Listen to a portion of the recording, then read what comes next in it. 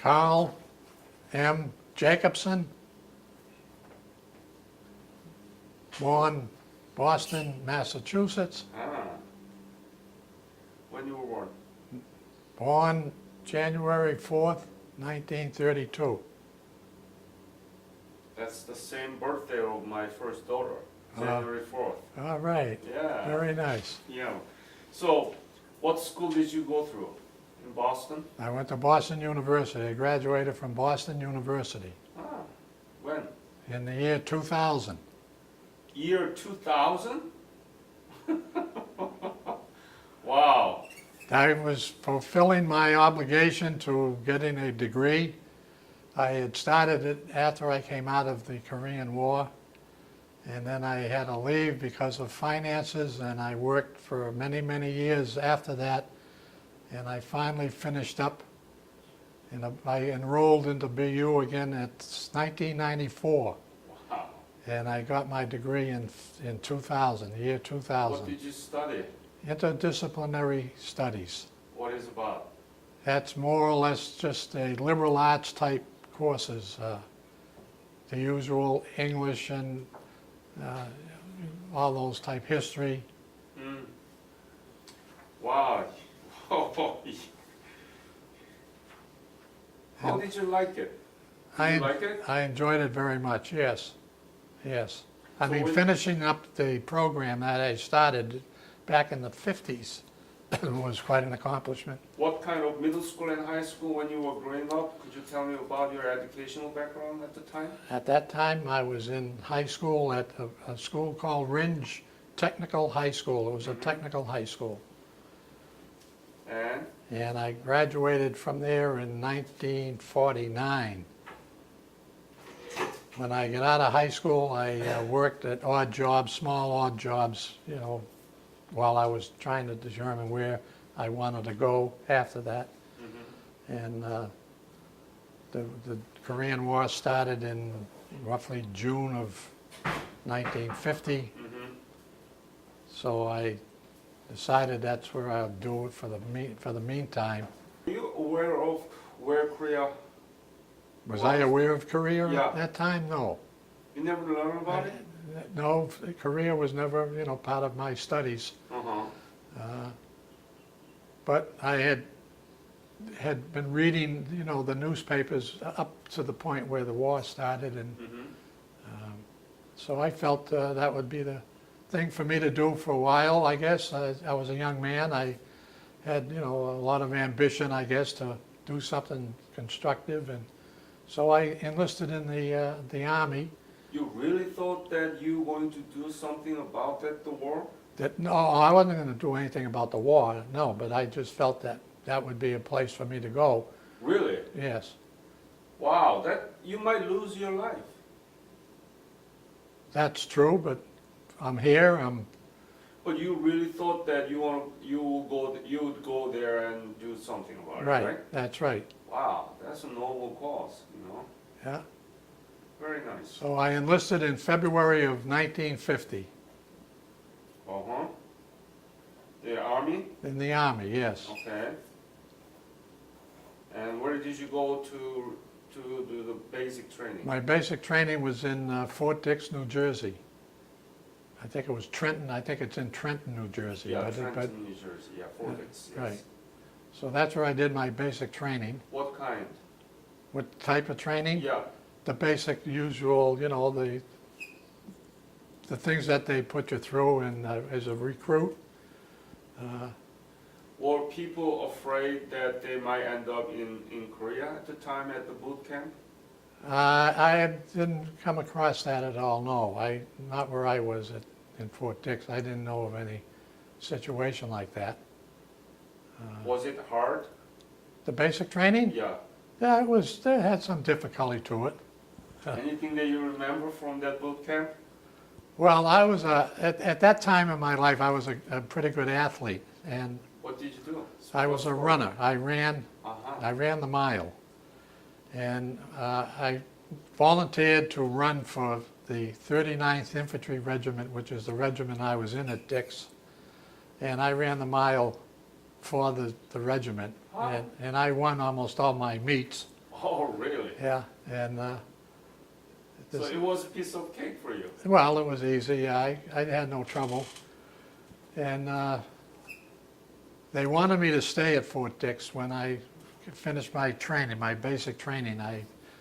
The colonel of our regiment wanted me to stay there at Dix As what? as a cadre to train the other rookies coming in. But I, at that point, had decided to go airborne because the airborne people came up and put on a big display of how, you know, what you could get out of being a jumper. So I decided that that's where I'll go because you could pick where you wanted to go at that time. Wow, that's the scary stuff. You have to jump. So I went to jump school. Well, yes, I signed up for the airborne. My orders that they presented to me at the end of my basic training was to go to the 11th Airborne Division down in Fort Campbell, Kentucky. So I ended up going down there, and the personnel people had gone over my resume, you know, while I was there at Fort Campbell, and they noticed that I was also a swimming instructor, so they assigned me to the lake.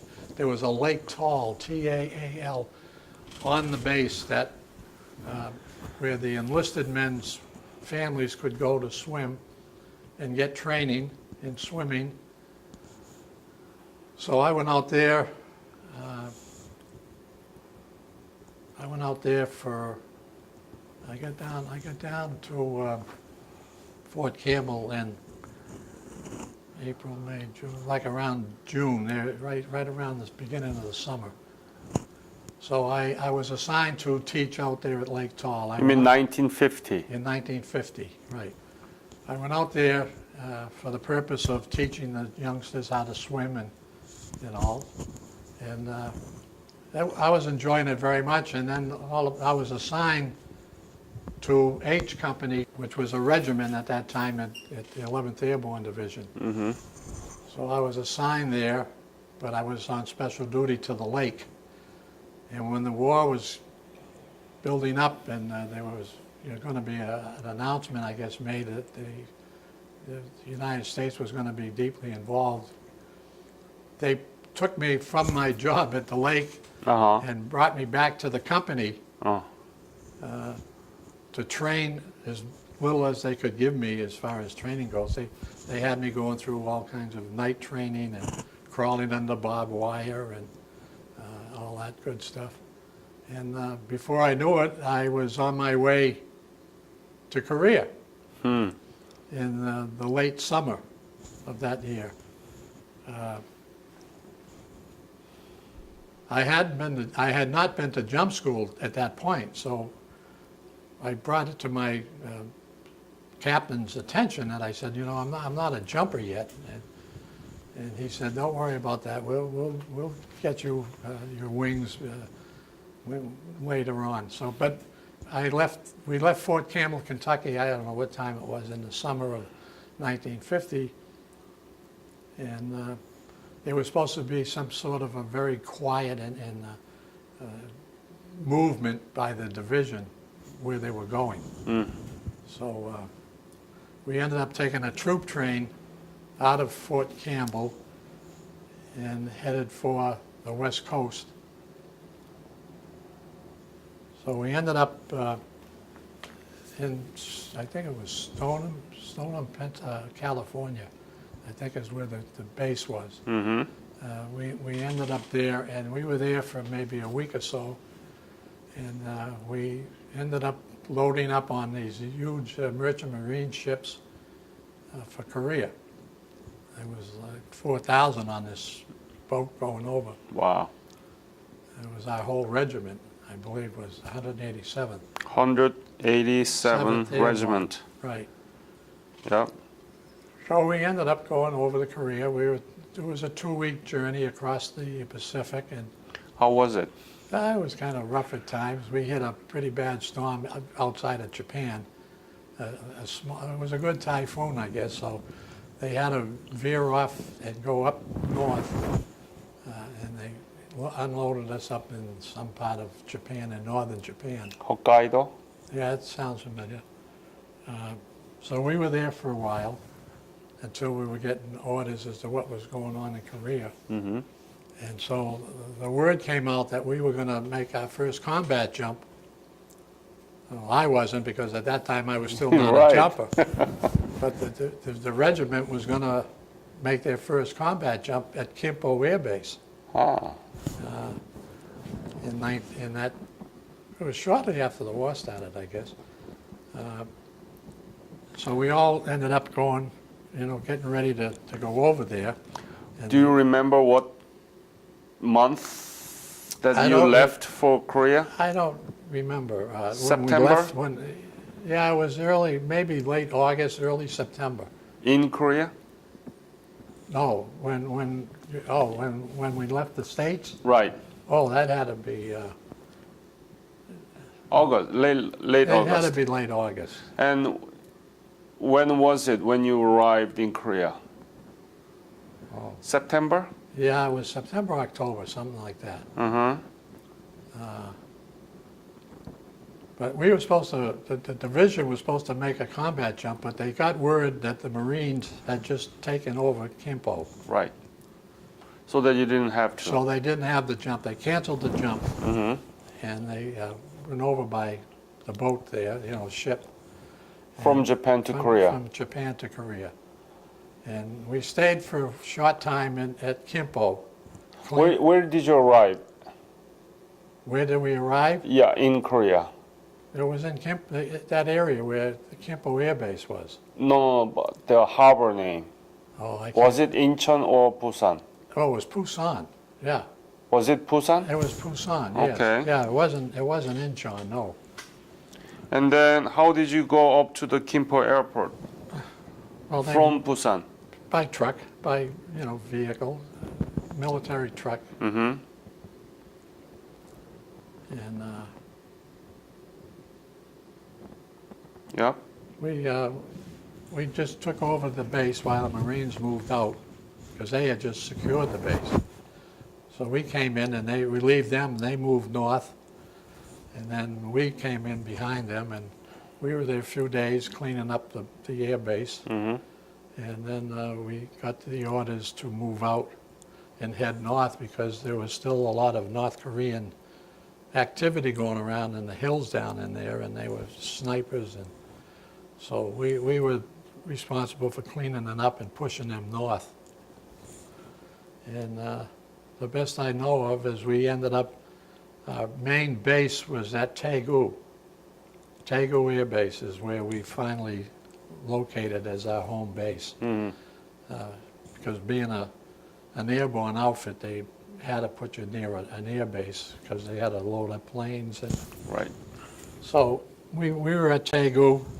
I don't know what the distance was between Kimpo and Daegu. It was probably just a few hours, I would think, of traveling. Yeah. It's at least 3 or 4 hour travel. Right. Yeah. So we ended up there, and that's when I got the orders that I was going to go to jump school there.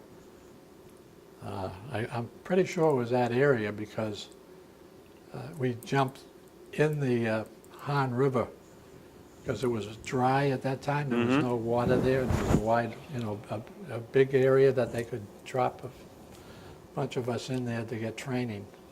So when we got to Daegu, I went into training there at Daegu and made some jumps, qualified. You had to qualify so many jumps to get my wings. So there probably was 20, 30 people that didn't have them at that time. Mm-hmm. So they put us through jump school. And so we ended up, and then right after that, our division was getting ready to make their first combat jump. Where was it? It was months up near Pyongyang, up in that area. Oh. The North Koreans had a lot of prisoners that they took with them when they moved north, when they were being chased. And there was a train, a particular train that had a lot of American soldiers and prisoners. And the purpose of the first combat jump was to jump in and see if they could stop the train and free up the prisoners. And when we made the jump, it was late. I mean, the train had already gone through. And we found a lot of our soldiers, you know, in the tunnels and on the tracks where they were shot and, you know, killed right there. And we never did catch up with that train. That thing was moving, I guess, pretty fast. But you made the jump to Pyongyang. Right. Wow. How was it? It was exciting. I mean, it was quite different. Wasn't scared? Well, yeah, yes. There was a little fright going on, sure. Was it night or the day? No, it was day. And no resistance? No fire at you?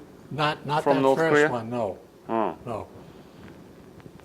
The second combat jump we made in the spring of 1951, the Chinese were in the war at that point, and they were shooting at us as we were making the jump. Where was it? The second jump. Sukchon or something like that. Where? I thought it was, I don't pronounce it right, I'm sure. Mm-hmm. It sounded like Sukchon. Mm-hmm.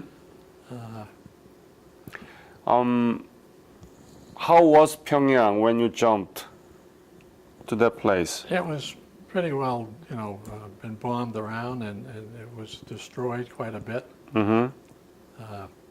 Just like Seoul was pretty much leveled at that time.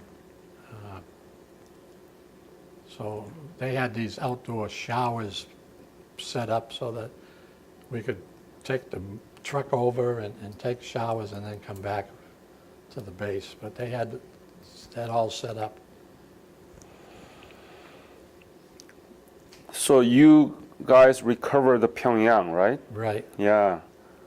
And then what happened to you? Where did you go and where did you fight? Well, we apparently took care of the area. We, you know, our division sort of just had little skirmishes around that area with the North Koreans, and we were in and out of, I don't remember half the towns or the cities or villages that were involved, but there was a number of them. We maneuvered around in a truck, in vehicles, and then we would end up going back to Daegu. And you know, you just sort of just had to wait for the orders to come from, you know, the hierarchy is. But didn't you involved in the combat with Chinese because they crossed the Yalu River early October? Yeah, we got involved with the Chinese. I remember one incident in Wonju, I think, that we had quite a battle there with the Chinese and the North Koreans.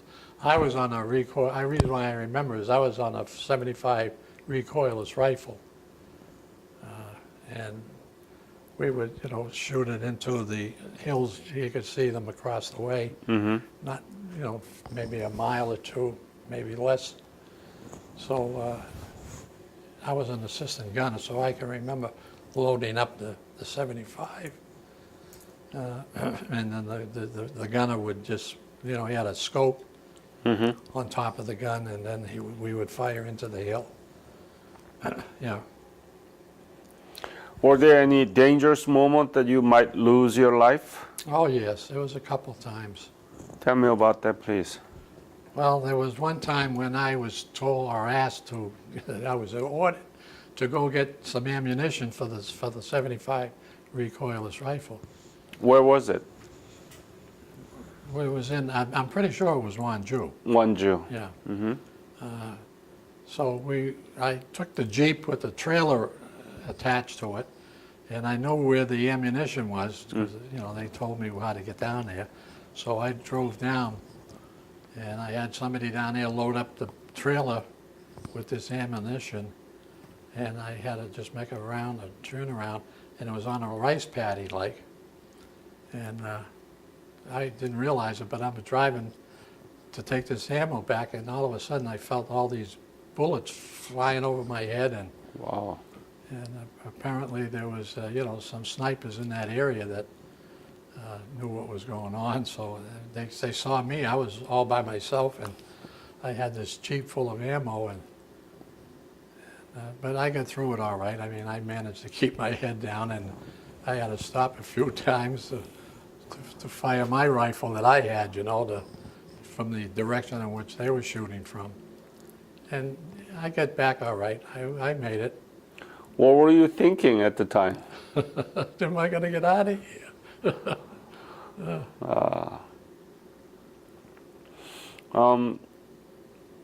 So from Pyongyang, you went north or just withdrew from there? I think we withdrew from there, Right from the Pyongyang? right from Pyongyang. And then you went to Wonju? Yeah, I think that was the area, yes. I'm almost sure. I could be wrong. I'm not sure right now. But So you were in Gimpo area in early or mid-September or late September, and then you went up to the Pyongyang, yeah, and then from Wonju, you went down to Wonju. And what happened after that? well, then that's when we got involved with the second jump. They had, obviously, the military had planned all this. Mm-hmm. I think it was the 8th Army. Was Uh-huh. it was the main body of the people that were involved in the war. Mm-hmm. So we just went back and did more training, and get ready for whatever they wanted to do. Our division. I mean, What was the mission of this second jump? I'm not sure. We just, maybe it's because the area was loaded with Chinese, and I don't know. The first mission was to try to salvage that train. Mm-hmm. But the next one, I don't remember what the plans were. I do know that they reduced the height of the jump from 1,200 feet down to about 800. Oh, why is that? Well, they wanted to get everybody in. They wanted it because it was going to be a small drop zone. It won't be a big wide one where they would have plenty of, area to work in. But so they reduced the height of the jump from 1,200 to 800, and they also were jumping or throwing in all of the heavy weapons and material along with the fellas jumping. I mean, it was like, kind of scary to be jumping both at the same time. The first time is they would jump the paratroopers, and once that was all done, then they would come around with all of the ammunition, the jeeps, the trucks, the 105 howitzers, and they would come in afterwards. But this one in Sukchon in the spring of '51, they jumped both the paratroopers and the equipment at the same time to get everybody down, mostly because I think China was in this war by this time. So after the second jump, when did you leave for the States? I left not too long after that. I left around April of 1951. Mm-hmm. Tell me about the life there. Where did you sleep? What did you eat? How was the condition when you were in Well, I know Pyongyang, Wonju, Gimpo? there's one thing we noticed was the severity of the weather. It was one of the coldest winters, I think, that the Korean people ever had. And it was like always below zero all the time. I mean, it was freezing cold. And we weren't properly equipped as they are today. I mean, we didn't have all of the nice heavy type material that they use today. But the area was, there was just a lot of, there was a lot of people that were all mixed up, I think, during that time. I'm speaking mostly now of the Korean people. They were so, you know, it was just, they didn't know what was going on, I'm sure. We found that some of them would, one minute they'd be waving the North Korean flag, and then later on they'd find out that the Americans are coming, so they'd be waving the American flag. That's sad. And that was pretty, I mean, that was because those poor people were all messed up. They had no idea what the hell was going on over there. So the food was all right. We had our usual K rations that you opened a can of beans or something. And, What was your favorite? oh, I guess the beans were probably the best. But that's what we ate mostly. And then occasionally you'd run into a village where Mama-san would cook up a half a chicken or something for you. Oh, really? Oh, yeah. They had a chicken at the Yeah, time? they would have, you know, I assume it was chicken. I mean, they would, you know, but they did some cooking. I mean, if people wanted to eat the food, the Korean people would make it. They had, you know, their cooking system was quite different. I mean, it was Oh, yeah. all heat from underneath and channel it to different parts of the house. Yeah, yeah. But that was all right. The only other thing that I didn't care for was the milk sake. What is that? It's you know, it was liquor, but it was you drank it out of a dish usually. And Oh, makgeolli. yeah, The Korean kind of sake, right? The Korean kind And of it's a sake. very milky, Milk- intransparent. Exactly. Are you aware of the Korean, what Korea is right now, economic development and Yeah, democracy? I know exactly. Korea is a very, very strong nation now, and they're what third most successful country In Asia, you're in talking Asia, about? yeah, But it's the 11th largest economy in the world. the 11th, right? 11th largest economy. Right, Can you right. believe that? I believe it. Nothing left at the time that you No. left, right? No, it was level. I mean, there was nothing. You're right. I was so taken by watching the Olympics that were in Korea. Mm-hmm.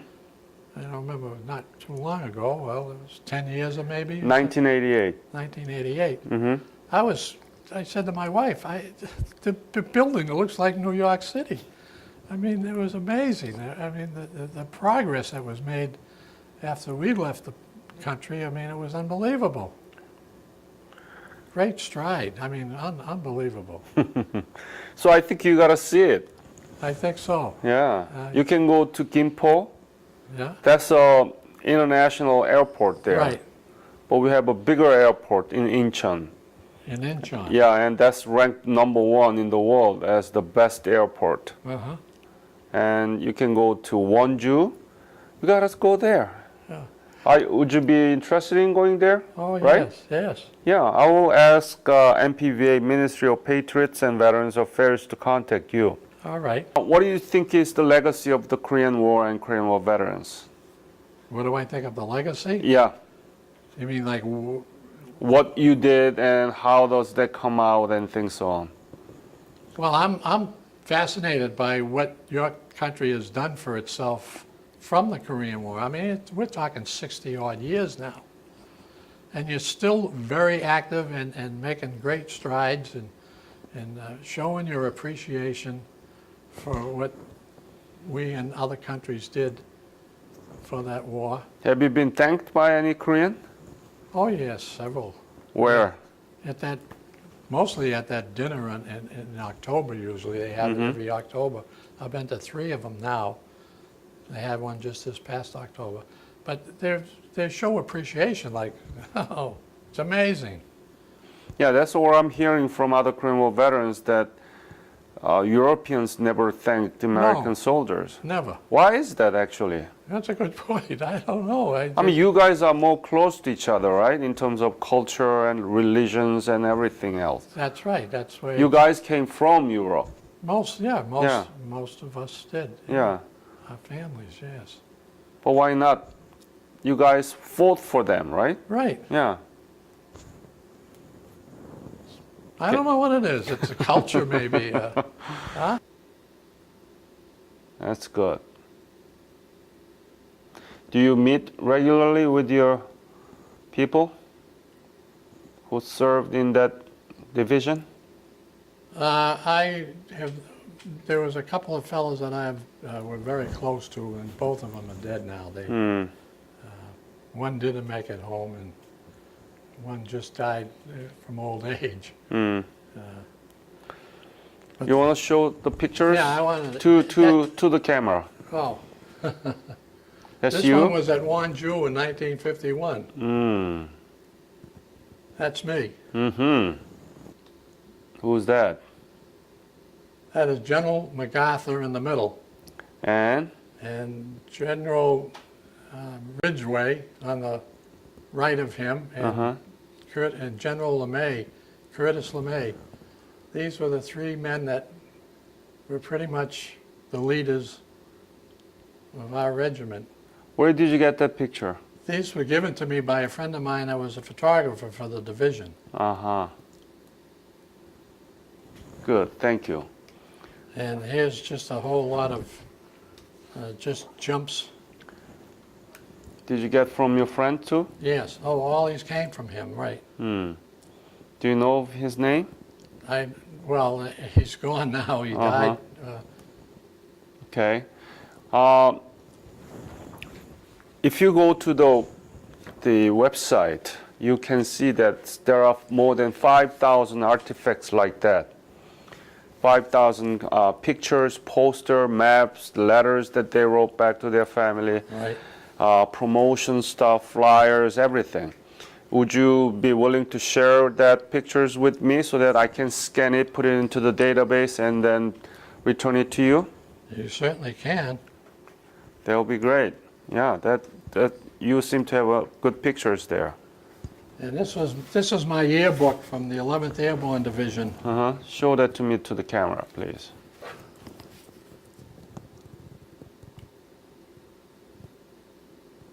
Yes. And when was that published? Well, this was when I left the airborne and the military completely in 1953. Oh, so they published in 1953? Yeah, this was around 1953, yes. Wow, wow. That's good.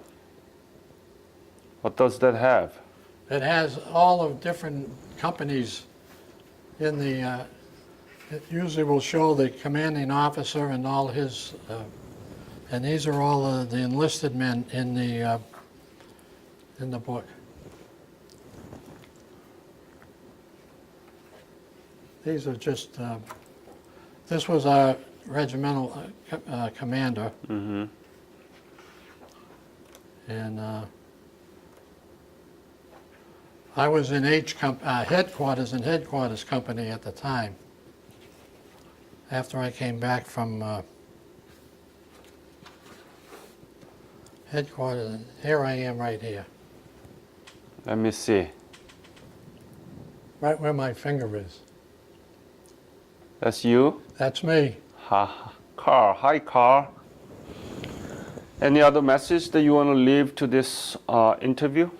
No, I think this was a great idea, and I wish you all the very best in your pursuit of putting this all together and making something out of it. I mean, I'm really very, very pleased with the way the Korean people do things.